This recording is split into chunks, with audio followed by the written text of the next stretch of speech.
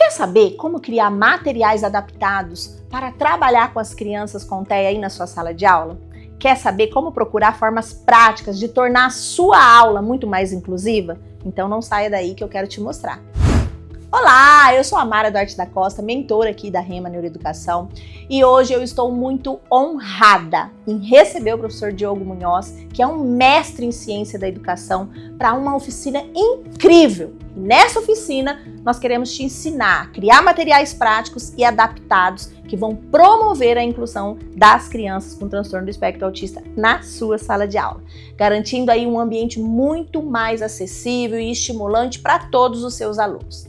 Então faz o seguinte, ative o sininho, não se esqueça de se inscrever no nosso canal para continuar recebendo conteúdos que vão te ajudar em sala de aula. Professor Diogo, a sala é toda sua.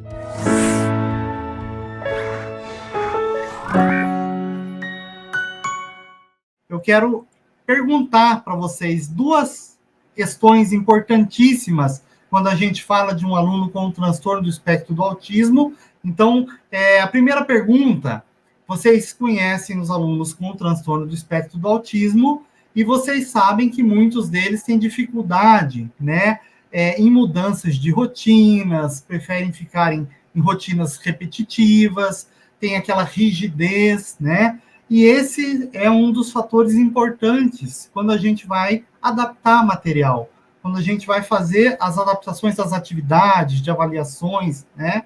Então, por que as pessoas com TEA, né, os alunos com transtorno do espectro autista, preferem rotinas repetitivas e podem ficar desconfortáveis com a mudança? E também os nossos alunos com transtorno do espectro autista, eles muitas vezes têm dificuldades, né, sensoriais, com barulho, né, a questão tátil, a gente chama de hiperreatividade, né, isso faz parte dos critérios diagnósticos do TEA. Então, por que os alunos com TEA frequentemente se beneficiam de atividades que envolvam, né, materiais sensoriais ou atividades sensoriais? Então, são essas as duas grandes perguntas que eu faço para vocês nesse momento. Então, quando a gente fala em materiais adaptados, e a gente pensa numa criança com transtorno do espectro do autismo, né, a gente precisa fugir do que muito se tem feito como prática nas escolas, que é usar o mesmo material adaptado, né? Então, o que serve para o Joãozinho pode não servir para a Mariazinha, né?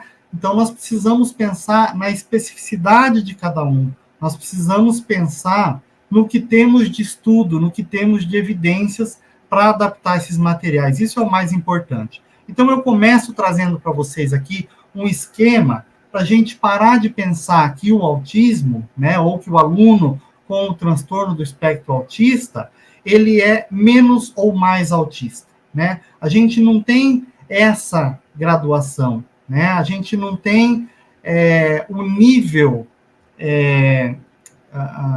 de apoio, o nível de suporte desse aluno, ele não é determinado se ele é menos ou mais autista. Quando a gente fala em espectro, a gente está falando que envolve uma especificidade muito grande dentro dos critérios diagnósticos que foram criados, que está no manual, né? Tem um manual da Associação Americana de Psiquiatria, e esse manual, ele determina ali a comunidade médica, né, o neuropediatra que vai avaliar essa criança, que vai olhar por essa criança, que vai fazer todo o procedimento, né, protocolar dos critérios diagnósticos, ele vai se basear nesses critérios, né, os critérios do DSM-5, que envolvem os déficits que essa criança vai apresentar. Então, se é autista, ele tem um prejuízo, e esse prejuízo, ele é social, né? Então, o déficit na reciprocidade social, déficits persistentes na comunicação, na interação social, dificuldade para desenvolver, para iniciar, para manter, para compreender relacionamentos. Então, quando a gente vai fazer uma adaptação de material, a gente tem que pensar nesse critério, né? Outra questão importante, que são os critérios B do DSM-5, né? Hiper ou hiporreatividade a estímulos sensoriais. Então, aquele aluno pode ter uma dificuldade com ambientes barulhentos. Então, na nossa adaptação, não é só adaptação de deixar o conteúdo mais fácil, isso pode envolver também a, a inclusão do aluno com TEA, né? Mas a gente tem que pensar que não necessariamente é a atividade mais fácil, né? Talvez é o posicionamento, é a estrutura da sala, é o tipo de atividade. Então, nós temos que pensar nos pontos de déficit que esse aluno apresenta e moldar essas adaptações, essas atividades adaptadas para ele, tá? Então, isso é importantíssimo. Interesses restritos, a rigidez, né, a adesão inflexível a rotinas, a padrões ritualizados. Então, quando a gente fala nessa quem tem filho, quem tem um aluno autista, essa adesão inflexível, né, a rigidez, essa é a palavra que me fugiu. Essa rigidez, ela é um dos pontos de déficits mais importantes que a gente precisa pensar quando a gente vai adaptar um material, fazer uma adaptação ou pensar em adaptação para a inclusão desse aluno com TEA, né? Então, e lá em casa, a família sofre com isso, com essa rigidez comportamental, né? Essa dificuldade da mudança de rotina, por exemplo.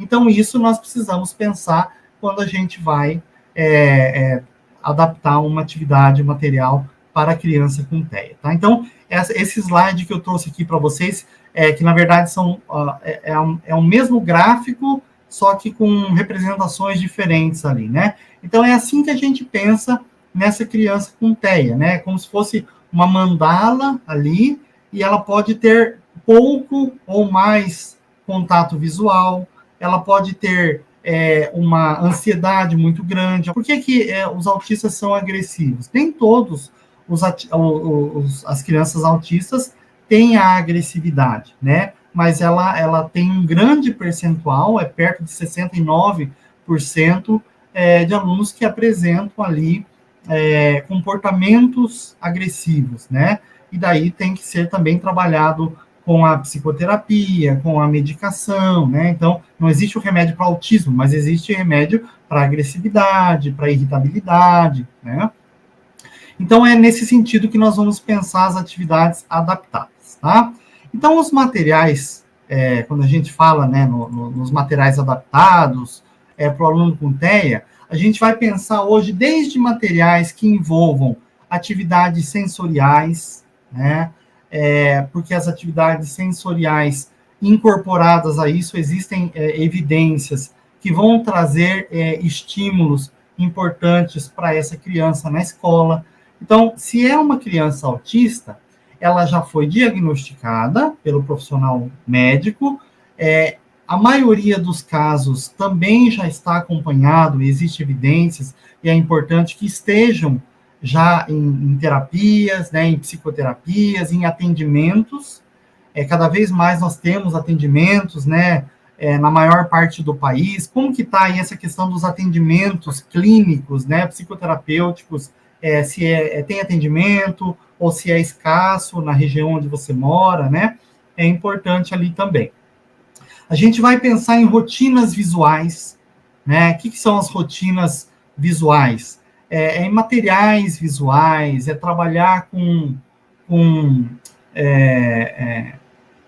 cartões de tarefas, com rotinas visuais, com cartazes, com tecnologia, para que a gente consiga acessar essa criança, porque tem estudos que evidenciam que as crianças autistas se beneficiam e aprendem mais quando é usado suportes visuais, né? Então, a gente vai falar também de instrução direta. Então, nós vamos falar de avaliação, de adaptação na avaliação. Então, eu trouxe para vocês aqui atividades sensoriais, né? Então, por que eu trouxe atividades sensoriais? Eu quis fugir para vocês da facilitação de conteúdo, né? Porque a facilitação de conteúdo, ela vem de acordo com o princípio da equidade, onde nós temos que oferecer mais para a criança que precisa de mais, né? Então, por exemplo, a criança que tem uma dificuldade muito grande em aprender matemática, porque ela tem um rebaixamento, um declínio cognitivo, e as atividades, né, de ler, interpretar, calcular, para ela é complexa, então ela tem uma dificuldade para matemática, e matemática, se você não aprende o anterior, fica difícil para ter novas aquisições, porque um conteúdo vai puxando o outro, né? Então eu quis fugir dessa facilitação, embora nós vamos falar também. Então eu quis explorar das particularidades do TEA, e uma delas são os materiais multissensoriais, os materiais sensoriais, né? Que tem uma base científica que vai dizer que as atividades sensoriais vão estimular essa criança pelos déficits que ela tem, né? Então, ela precisa, né? A exposição a diferentes estímulos sensoriais vai ajudar a essa regulação sensorial, a reduzir comportamentos desafiadores, né, relacionados a essa hipersensibilidade sensorial, vai engajar ele, vai engajar a atenção dele, né? Então, estímulo visual, estímulo tátil, estímulo auditivo, entra no que a gente chama de abordagem multissensoriais, né? É mais eficaz do que uma abordagem unissensorial. Então, isso vai facilitar a comunicação, compreensão de conceitos abstratos, né? Então, essas atividades sensoriais e os recursos multissensoriais vão ajudar nesse engajamento desses alunos. Então, eu trouxe para vocês aqui algumas alternativas, né? Por exemplo, a caixa sensorial, né? Essa caixa sensorial, ela é um cubo, né? Mas a gente pode envolver essas texturas de várias formas, né? Como trabalhar com grãos, né? Areia, arroz, feijão, areia, sementes, né? A gente pode usar outras texturas como algodão, tecidos, a gente pode usar aqueles tapetes sensoriais também. E quando a gente for envolver um conteúdo, a gente pode explorar essa questão sensorial e tátil, né? Também. Então, aqui eu trouxe algumas imagens para vocês, né? Eu gostei bastante desses 3 modelos, né? E elas têm muitas possibilidades. Então, quando eu falo num cubo sensorial ali, eu posso envolver para os pequenos, né? Até alguns recursos ali que a gente usa, zíper, botão, né? São materiais sensoriais e também para manipulação também. Ali tem alguns modelinhos, alguns exemplos, tem até o cadarcinho, mini cadarcinho ali, né? Nós temos essa parede, olha que legal ali, com copinhos, né? Do amassar, né? Os papeizinhos ali, para ir fazendo um desenho ali nos copinhos, né? Olha que interessante. Além disso, a gente pode explorar pintura, né? Pintura com mão, pintura com pé, pintura com dedos, né? Olha que interessante ali. Existe na internet facilmente para vocês baixarem essa folhinha que já tem os bichinhos desenhados, né? E eles vão carimbar com o dedo ali, com cores variadas, né? Formando a figurinha, né? De centopeia, de coelho, de pato, de flor, de árvore, né? De caracol. Então, pintura com os dedos, aí é uma das propostas ali que envolvem, né, a questão sensorial dos alunos. Não menos importante, né, e que deve ser mais explorada do que a gente tem explorado, são as massinhas, né, as massinhas de modelar. Então, tem alunos aí com TEA que tem ainda uma dificuldade de manipular, né, então, com diferentes texturas, aquelas mais molinhas, aquelas mais durinhas, o slime, né, mas a gente inclui isso no conteúdo, né, para eu fazer o molde da letrinha.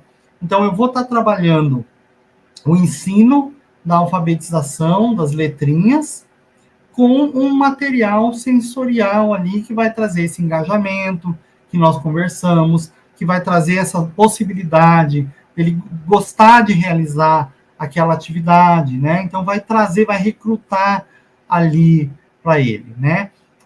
E é muito importante a gente pensar, né, que esse aluno ele trabalha já com uma terapia, já tem um trabalho feito, né, pela terapeuta ocupacional, por exemplo, que fez uma avaliação e que já sabe se esse aluno, qual que é a gradação, né, graduação de estímulo sensorial para ele, né? Então, não vamos introduzir uma carga sensorial muito grande, né? A gente tem que ir com pequenas introduções para que a gente consiga. Nós estamos falando aqui de crianças em fase escolar, né? Mas na fase escolar ele pode estar desde a educação infantil até o ensino médio, né? Então, existe todo um trabalho sensorial que já é feito com essa criança para a gente estimular. Sempre cuidado com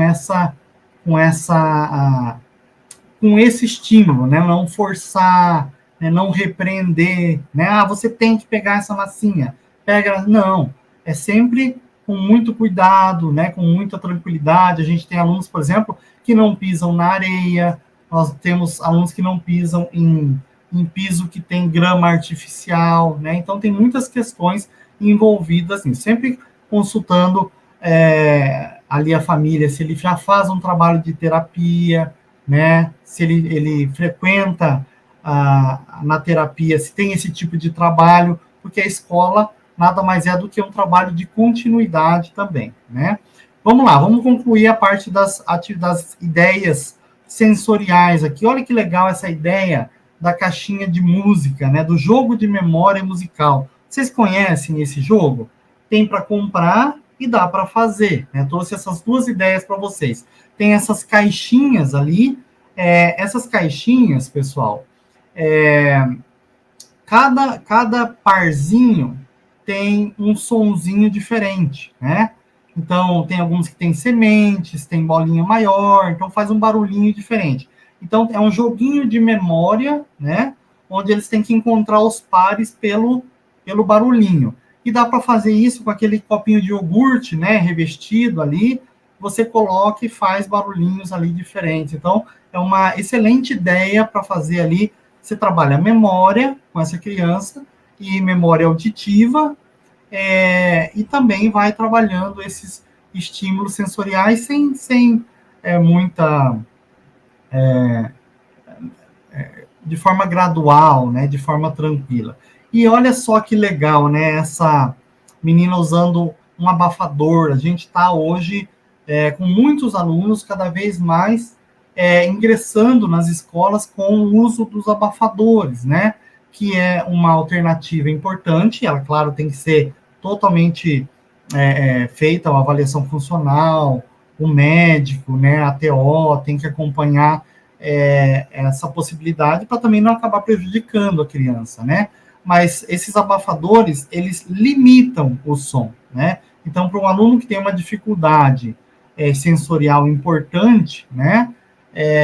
Auditiva, ali com barulho, problemas com barulho, isso pode ajudar muito, né? Eu conheço casos ali que foram um sucesso. A criança se transformou na escola, ela era irritada, ela era agressiva, e com o uso do abafador, isso resolveu o problema, né? Claro que é um caso pontual, mas esse controle de estimulação auditiva também é uma alternativa sensorial ali que pode ser muito efetiva. E eu trouxe para vocês aqui, né, que também entra em conteúdos. A gente está falando de conteúdos, de objetivo de aprendizagem da Base Nacional Comum Curricular. Quando a gente pega ali os bebês, né, os menores ali, né, lá na BNCC está dizendo, né, explorar e descobrir propriedades de objetos e materiais. Então, estou trabalhando com cheiro, com cor, com sabor, com temperatura, com som,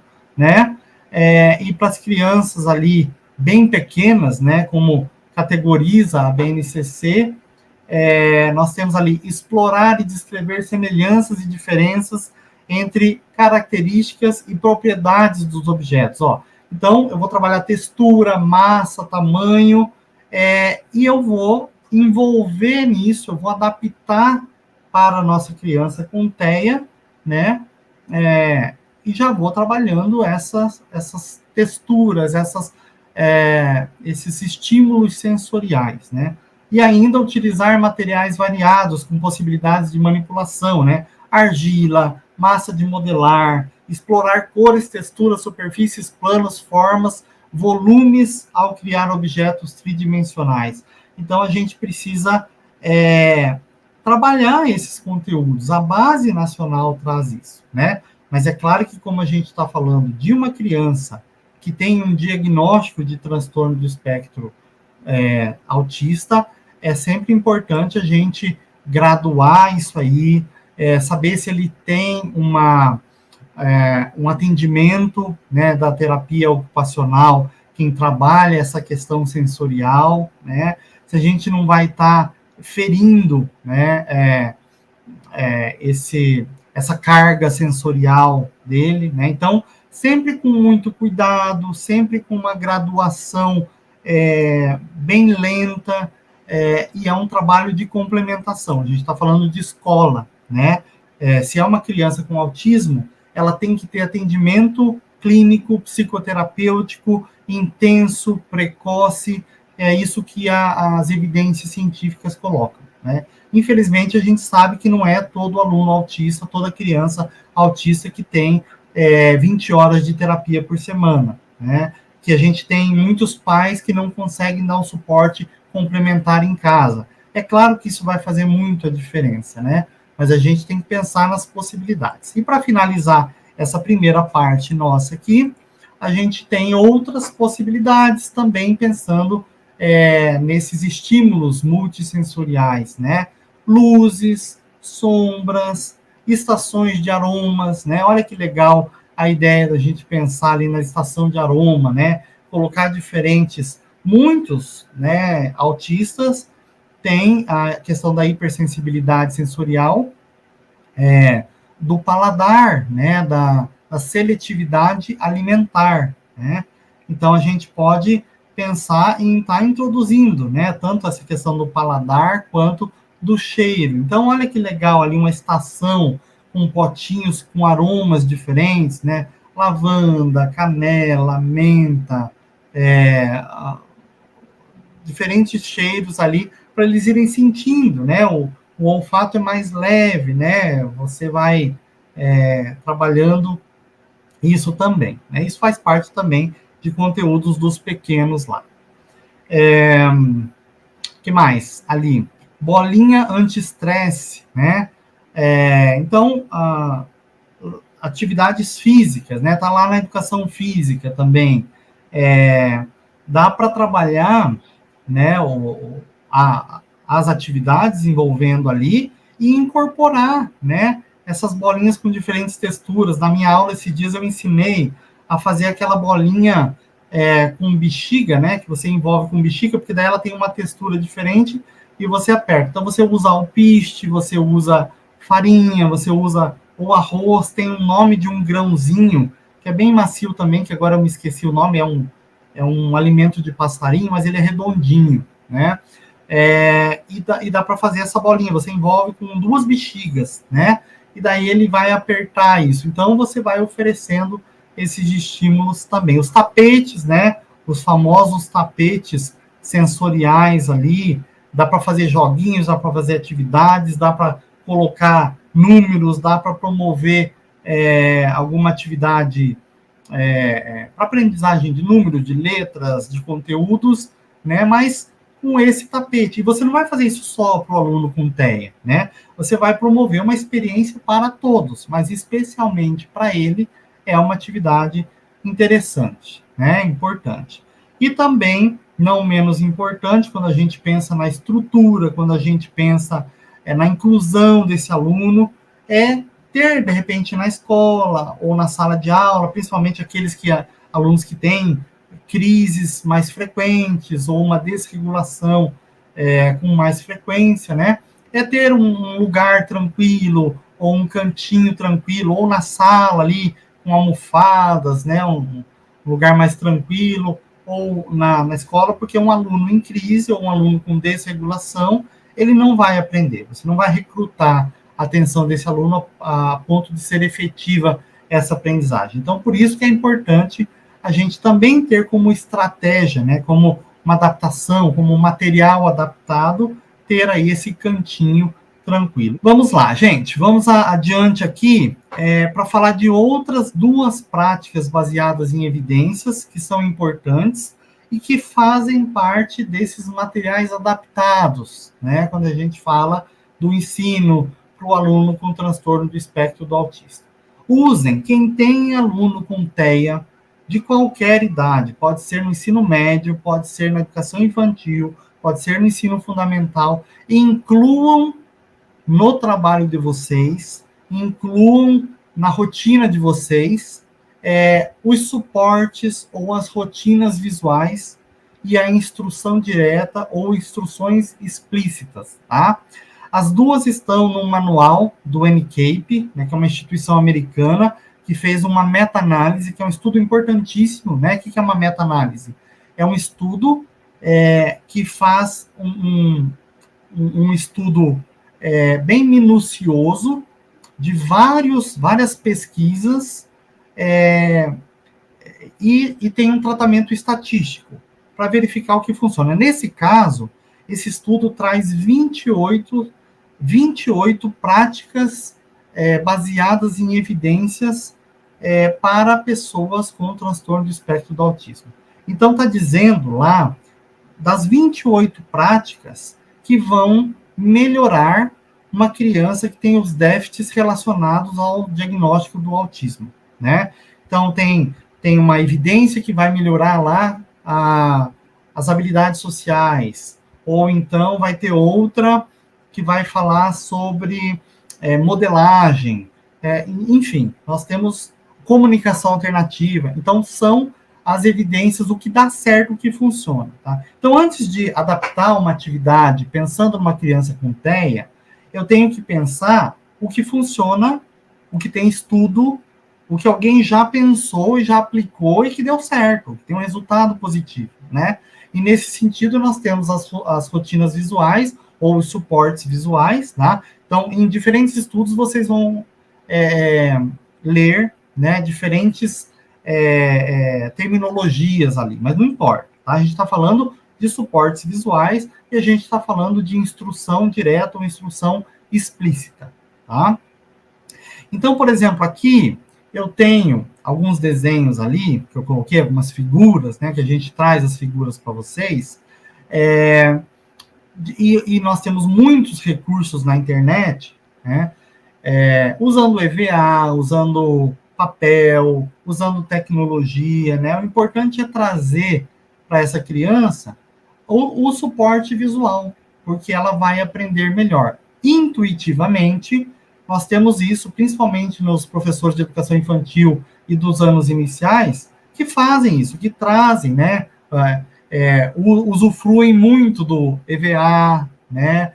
Tem até piadinhas sobre isso, né? Cadê o EVA do professor? No armário do professor, se ele abrir, cai EVA, né? Mas EVA é um excelente material para se produzir material adaptado, porque faz parte dos suportes visuais. Agora, por que a gente vai usar esses suportes visuais, né? Porque ele tem uma fundamentação científica, né? Que vem lá da teoria social cognitiva de Albert Bandura, né?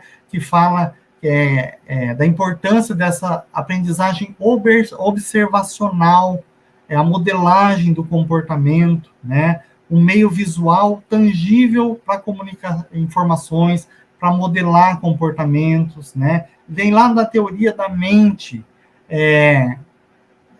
que se refere a compreender, né, as intenções, os pensamentos. Os autistas têm principalmente dificuldade nessa área, né, de compreender o pensamento dos outros, as intenções, as emoções, e o uso de suportes visuais vão ajudar a fornecer pistas visuais explícitas sobre esses pontos, muitas vezes, né?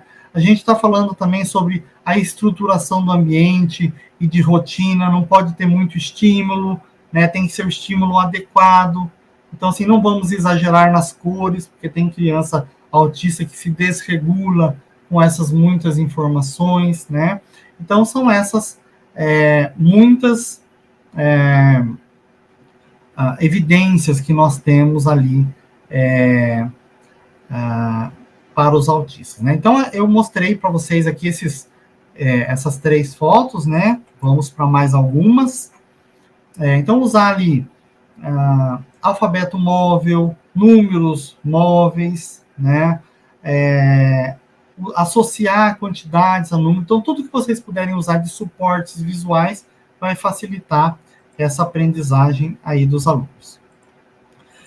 As rotinas visuais, né? Quando eu falo em cronogramas visuais, cartões de tarefa, a antecipação, né? Esses alunos, eles precisam muito dessa antecipação, né? De saber o que eles vão fazer, se vai ter uma rotina diferente por conta ali das rotinas, né? E essas rotinas visuais, utilizando cronogramas visuais, né? Principalmente os alunos com nível de suporte, nível 2 de suporte, nível 3 de suporte, eles precisam aí dessas rotinas, né? Desses cronogramas visuais. Então, são aí alguns, tem para comprar também, eu trouxe aí os links, vocês abram depois e vejam as várias possibilidades, né? Desde o dia, desde tempo, desde local da escola, onde vai, né? Por exemplo, o que é uma tortura para o aluno autista? Aquelas salas ambientes, né? Que vai mudando, né? De sala ali, aquilo lá para o aluno que foge da rotina. Então, se não tiver uma boa antecipação sobre as atividades que vão ser realizadas, né? Então, pode-se também explorar isso como um material adaptado, né? Para ele aprender melhor ali. E a instrução direta, né, gente? Quando a gente fala em instrução direta, a gente está falando sobre você falar de maneira mais clara, de maneira concisa, né? E existe muitos estudos sobre as instruções diretas, as instruções explícitas, né? Mas a gente tem, por exemplo, princípios da instrução explícita, né? Que os princípios da ciência cognitiva, né? Que se concentra na forma com que o nosso cérebro aprende ou adquire informações, né? Sobre a prática dos professores, como que os professores registram os ganhos dos alunos, né? Como que os professores oferecem as instruções daquele conteúdo, ou a explicação daquele conteúdo, né?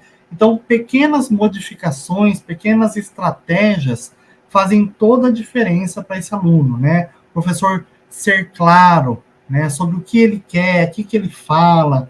Quando a gente fala em adaptar uma atividade, lembra reduzir o enunciado, por exemplo, né? Se o aluno sabe ler, ele consegue ler, ele vai ler o enunciado, e aquele enunciado é muito grande. Então, ser mais conciso nesse enunciado, ou em todas as outras instruções, né?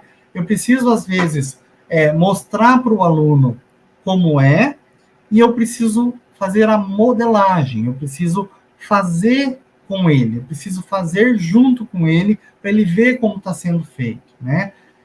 E isso tem evidência científica, a gente está falando em instrução direta, ou instrução explícita, né? Então, a gente precisa que essa explicação ela seja muito clara, né? O que você está ensinando? Olha, hoje estamos aprendendo a somar 2 números, ou a produzir rimas, né?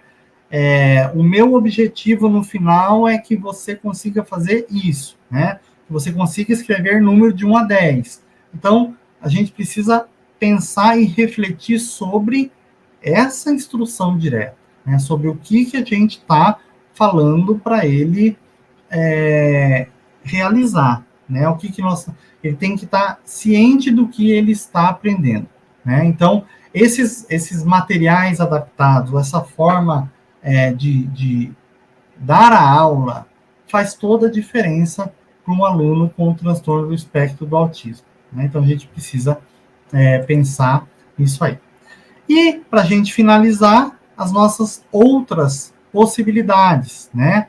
Quais são as outras possibilidades que a gente tem? A gente pode pensar, por exemplo, uma lista de verificação de tarefas visuais ali, né? Quando a gente fraciona o processo que ele tem que fazer em tarefas menores. Isso é importante, isso é importante de um tamanho, gente, para o aluno com deficiência intelectual, para o aluno com TEA, para o aluno que tem uma dificuldade de aprender, TDAH, todos eles, né? Fracionar o conteúdo em pedaços menores, né? Pegar aquele objetivo maior e dividir isso em pedacinhos, ele faz uma diferença grande com evidências científicas de que funciona melhor para esses alunos, né? Então, nós precisamos dividir tanto as rotinas, né, as etapas, e o que ele vai realizar em pedacinhos menores ali, tá? O que mais? Cartões de escolha, né? Então, dar a ele, né, apresentar opções visuais para ele fazer escolhas, né, do que ele vai realizar primeiro, né? Ele tem dificuldade com a quebra de rotina.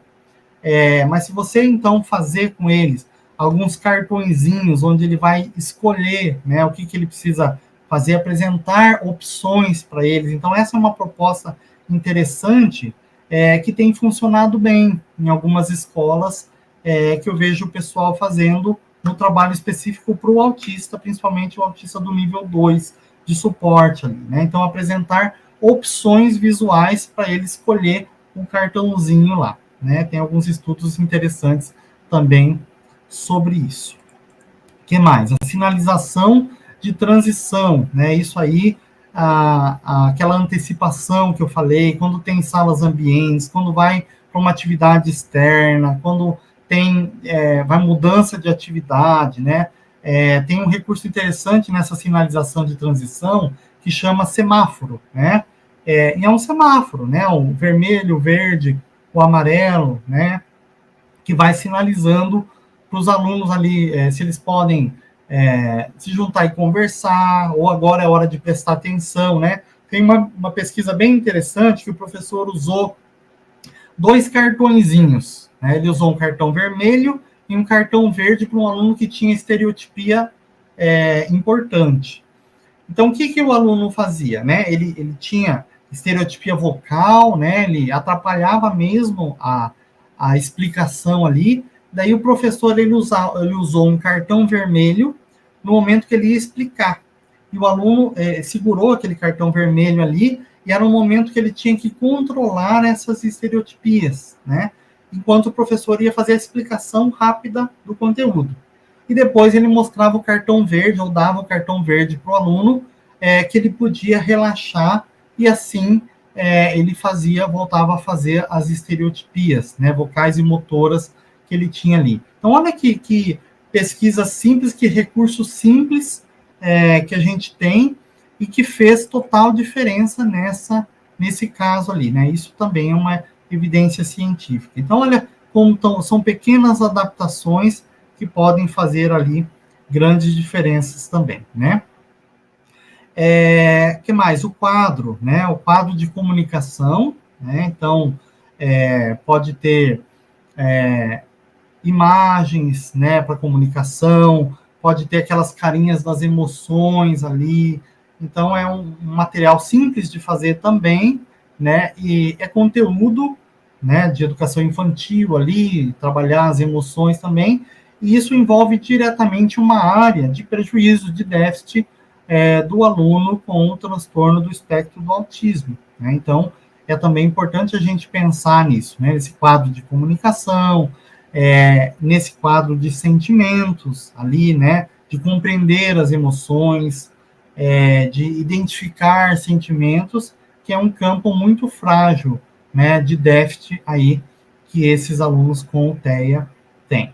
E para terminar, o quadro de reforço, né, que a gente entra aí na seara da gamificação, a gente entra na análise de comportamento aplicada, né, a ABA, para falar sobre o quanto esse reforço é importante para um aluno com TEA aprender, né? Então, esse reforço, esse pode ser um reforço social, um elogio, por exemplo, mas a gente pode montar um quadro de reforço, né? De incentivos visuais, colocar as estrelinhas, né?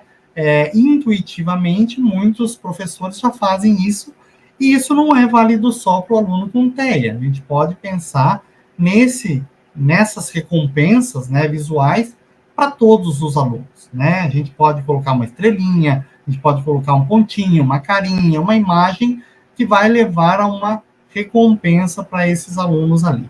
E avançando já aqui para o nossa parte final, a gente vai falar sobre a adaptação das avaliações, né?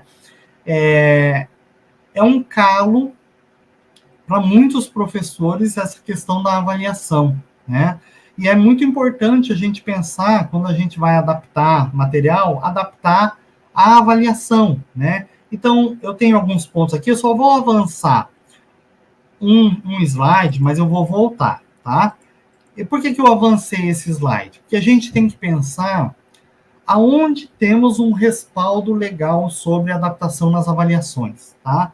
Porque entra na seara da justiça, entra na seara da equidade, da igualdade, né? Então, eu ouço muitas professoras falando, né, tem uma linguagem discriminatória, preconceituosa, quando a gente fala em adaptar a avaliação, né?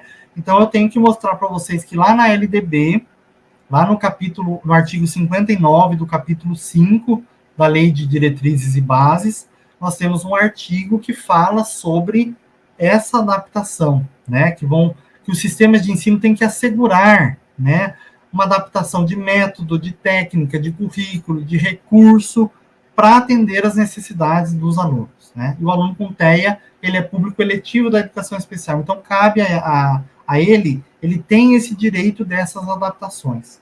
O professor precisa pensar como vai ser realizada essa adaptação, né, de currículo, de método, de técnica, de recursos, né?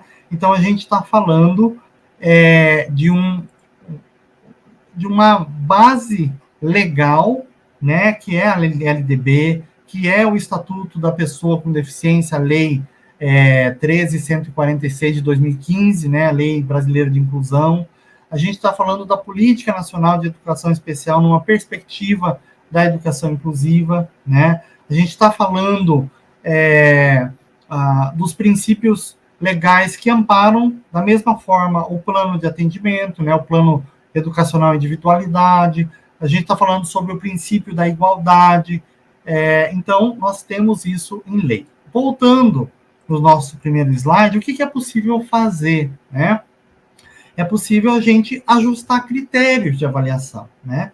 Os alunos com diferentes potenciais, com diferentes condições, devem ter ajustados os seus critérios. Então, critérios de avaliações diferentes para alunos que podem mais. Princípio da equidade, né? Eu vou oferecer mais para quem precisa de mais. Então, o 10 do Joãozinho não vai ser o mesmo 10 do Miguel. Não é porque ele é um aluno com deficiência ou um aluno autista que eu tenho que dar 60 para ele sem fazer nada. Eu preciso elaborar uma avaliação ou uma atividade que não seja nem tão difícil que ele não consiga realizar e nem tão fácil que não vai estimulá-lo, né? Nós precisamos ajustar esses critérios para serem mais efetivos. E o professor tem que fazer essa leitura tendo a ajuda de todos que envolveram esse diagnóstico da criança e o trabalho psicoterapêutico que ele tem, né? Então, se ele fez uma avaliação funcional, vai ajudar. Se ele vai para terapia, vai ajudar. Se ele tem as consultas regulares com o profissional médico, vai também ajudar, né? Então, a gente precisa ajustar esses critérios, né? Nós temos também que ser mais realistas em relação ao nível de habilidades dele, né? Ao fazer uma avaliação em que ele é capaz de fazer e que não seja tão fácil, né? Nós precisamos também, podemos reduzir quantidade, nós precisamos reduzir número de questões, nós podemos reduzir enunciado, nós podemos ler, nós podemos fazer avaliação oral, a gente pode aumentar tempo, a gente pode fazer várias modificações, várias adaptações nessa avaliação. Eu trouxe aqui alguns exemplos, para que vocês não gostam, né? Eu sei que muitos gostam de modelinhos, né? Mas olha que legal lá. Eu peguei o currículo de 3º ano de matemática lá da Base Nacional Comum, né? Eu peguei, na verdade, o referencial curricular do Paraná, que cada estado tem seu referencial ali, né? Eu vou trabalhar geometria dentro do objeto de conhecimento, geometria plana e espacial. E o objetivo é que eles vão classificar e comparar figuras planas, triângulo, quadrado, né? Para eles classificarem e compararem figuras planas, eles precisam identificar o nome dessas figuras planas. E com isso, eu vou trabalhar para que eles explorem isso com suportes visuais, com materiais concretos. Isso vai oferecer a eles possibilidades de aprendizado aí também, né? Ah, mas meu aluno é lá do ensino médio ou do Fundamental 2 e é mais difícil adaptar para ele material. Olha só um exemplo aqui de plano cartesiano, né? Plano cartesiano, para quem não conhece, é essa cruzinha ali que tem os números positivos, negativos, né? Ah, o meu aluno autista, ele não sabe nem contar, como é que eu vou ensinar para ele plano cartesiano, funções, né? Ó, eu vou começar cobrindo os números para ele identificar os números lá no plano cartesiano ou na reta, né? Então, ele vai colocar ali o número, ó, tem o número 1, né, tem uma bolinha, eu tenho o número 3, ele vai ter que identificar ali que é o número 2 que ele tem que pôr ali, né? E daí eu vou aumentando para os números negativos, né? Então, olha que fácil que é fazer uma adaptação para um conteúdo mais complexo, mais difícil, né? Olha lá outro exemplo, né? Eu tenho lá o conteúdo de ciências do 2º ano, que é identificar as principais partes de uma planta, caule, raiz, caule, flores, folhas, flores, frutas, né? Então, eu vou lá, eu pego e mostro para ele um suporte visual onde tem uma figura da árvore, mas eu também vou lá fora com ele da escola e faço ele pegar na árvore, para mostrar as partes da árvore para ele. A gente vai mostrar raiz, a gente vai mostrar diversos tipos de raízes. Vamos lá na árvore ver a raiz, né? Isso é trabalhar com esse estímulo multissensorial.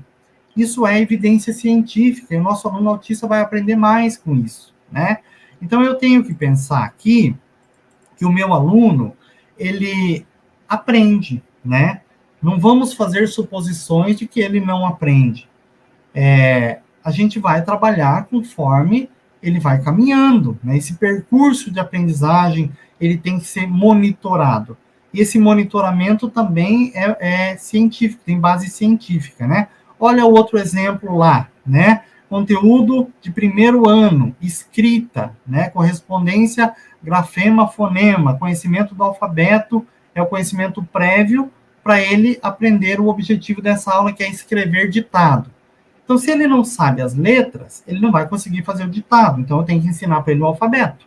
Se ele não conhece o alfabeto todo, eu começo ensinando as vogais. Eu volto para os conteúdos prévios. Na matemática, a mesma coisa.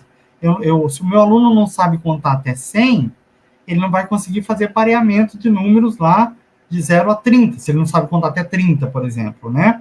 Eu preciso ensinar ele os números. Se ele não conhece o número de 1 a 100, eu vou voltar para os conteúdos prévios, que é número de 1 a 10, né? Eu tenho também a adaptação de conteúdo, né? Que é simplificar o material. Então, não importa o material adaptado que você vai fazer.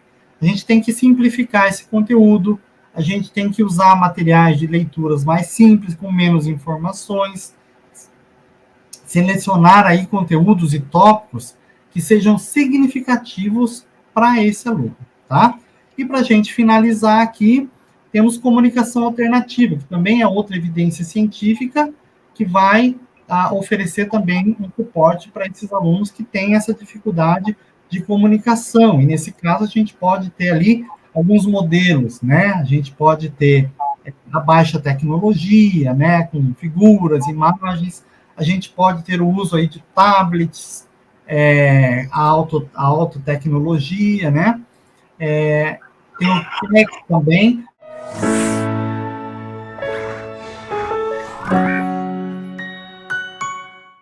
Obrigado por assistir até o final. E se você gostou desse vídeo, então não se esqueça de curtir e compartilhar com seus amigos.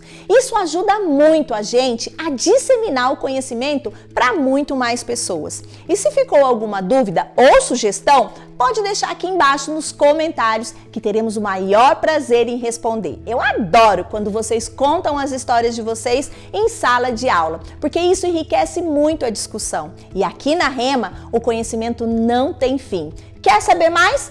Clique aqui no vídeo que está aparecendo na sua tela para aprender ainda mais. Até a próxima!